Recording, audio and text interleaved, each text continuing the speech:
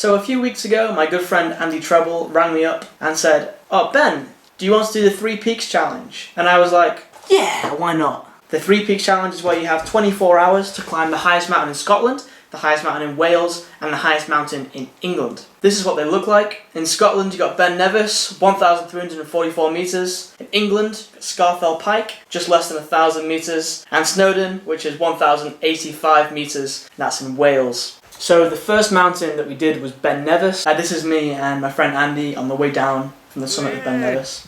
We just got to the top of the first one. Ben Nevis. Got to the top of Ben Nevis. 2 hours 42 minutes. 2 hours 42 minutes. The top of Ben Nevis was covered in snow, so you ended up walking through this sort of white abyss because it was also really foggy. You couldn't see anything.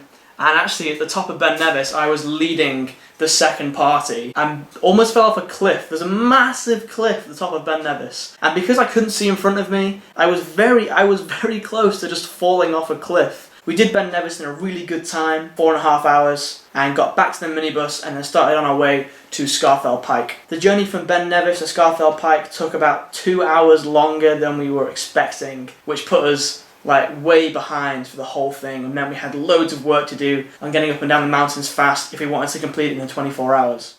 It's 7 AM and we're at the top of the tallest mountain in England. It's not a very good view, it's kind of grey. We've done the tallest, we've done the steepest. Now we'll do the Welshest. Do the Welshest. The last mountain we did was Mount Snowdon. Snowdon was grim. They were all grim, to be honest. Even though we had nailed the first two mountains, we needed to do it in about 3 minutes? In about 3 hours 20 minutes, which was 40 minutes faster than the estimated time. So it was a real slog, especially after already doing 2 mountains and not sleeping. On the way up Snowdon, I was spent. There were times when I was literally crawling. There were slopes that you could easily walk up that I was putting my hands down for. When I was coming down Snowdon, I remember seeing the car park with about 12 minutes left on the clock and just thinking to myself, ugh, it's too far away. Even though an hour before I'd been crawling, you just find it in yourself to run. So with 12 minutes left on the clock, I just had to start running down this mountain. After I don't know how many hours of being awake and walking and climbing, I managed to get in with 5 minutes spare to make the 24 hours. I'm reluctant to say that it was the hardest thing I've ever done because it was so recent and I feel like maybe it's warped in my mind, but it was definitely super hard. It was a lot harder than I was expecting.